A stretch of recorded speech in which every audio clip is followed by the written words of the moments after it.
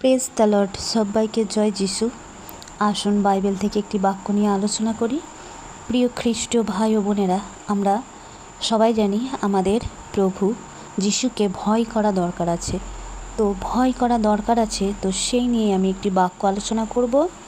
হিতোপদেশ 2:1 পদ থেকে।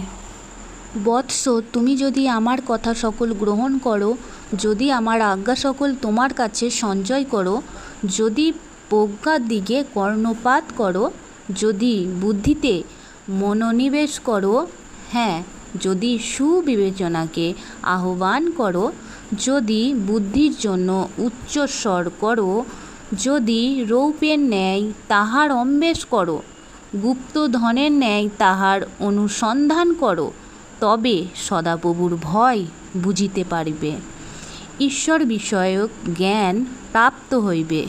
Amen, hallelujah. প্রিয় খ্রিস্টীয় ভাই ও বোনেরা, এখানে ঈশ্বরের বাক্য আমাদের শেখাচ্ছে যে আমাদের ঈশ্বরকে ভয় করা দরকার আছে। ঈশ্বরকে আমাদের জীবনের প্রথম স্থান দেওয়া দরকার